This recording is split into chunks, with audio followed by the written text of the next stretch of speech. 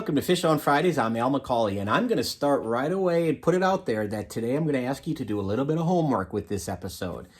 Now, it's not overly taxing, but I'd love for you to grab a piece of paper and a piece of, a writing implement, a pen or a pencil.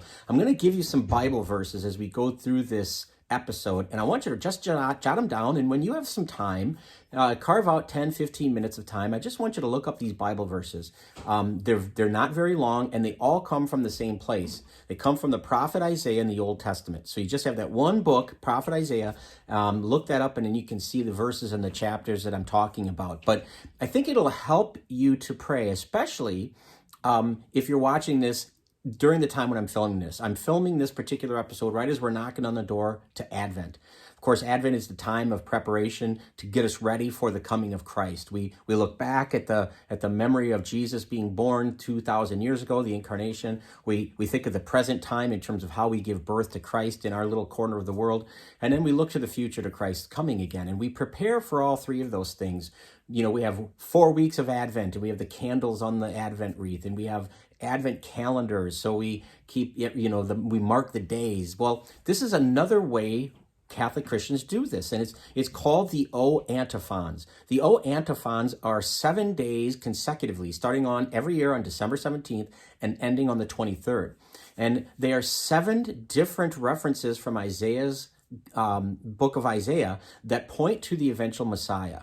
The second thing they do, though, is not just prophecies from Isaiah. They also, we as Catholic Christians, look at them as a collective definition of what Jesus Christ is, of who Jesus Christ is for us. All of them are true of Jesus. And so Isaiah's prophecy points to Jesus, and Jesus fulfills it. And so, again, the O Antiphons is what they're called. And you might say, why are they called O Antiphons? It's because each one starts with the word O, as if like hark or be ready to listen. Oh, like when you want to talk to someone, you say, oh, hey, wait a minute, I want to speak to you. So we're saying, oh, and then the term, the title that applies to Christ, the prophecy from Isaiah. So what I'd like you to do is, again, if you feel like you can do this, it'd be great, especially as you watch this, as we get near to the 17th to the 23rd of December, you can look up each of these verses, one a day, and meditate on it, pray about it, think about how it reveals Christ. And not just then, but now. How does it reveal Christ to you so that you can reveal Christ to others? And that's really what it's all about, right? So I'm going to look off screen from time to time because I want to make sure I get this right. So the first of the 7 O Antiphons, by the way, an antiphon is like a song. It's chanted or recited. And historically, we have records of this going back as early as right around the year 600. We know that the Benedictine monasteries throughout Europe used these routinely during Advent, and it was very, very popular. So, and it's come outside of the monastery into it parishes, into part of the Vespers and the liturgy of Advent. So, just a little bit of background. But here's where I want you to write. So the first O Antiphon, every December 17th is O Wisdom. And it speaks again to the verse that you would read from Isaiah is Isaiah 11, chapter 11, verses 2 and 3, and it speaks to what the Messiah, the wisdom of the Messiah that we look at as the wisdom of Christ. The second O Antiphon on December 18th is O Lord, O Adonai.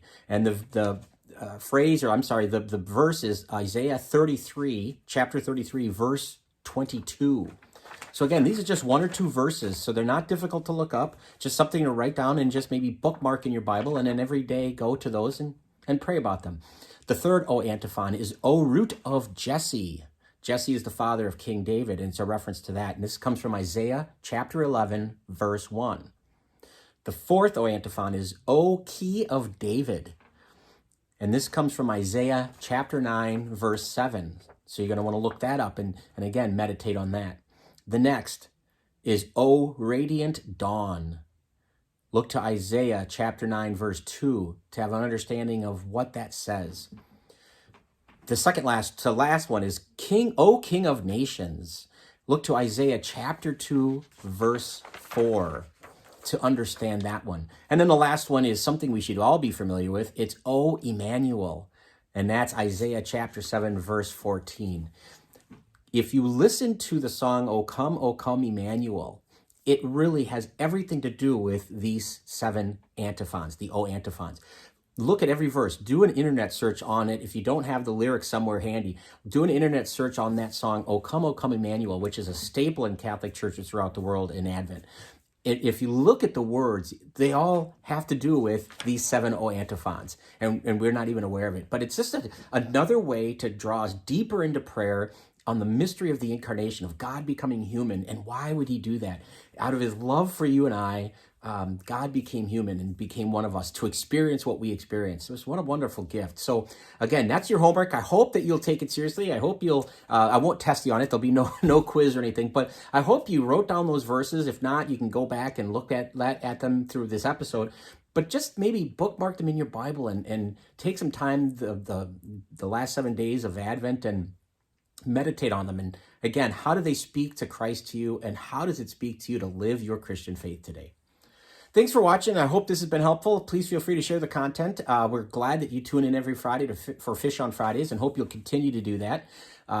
We would love it if you'd subscribe to our YouTube channel and follow us on Facebook. And until next time, please be good to each other, and God bless.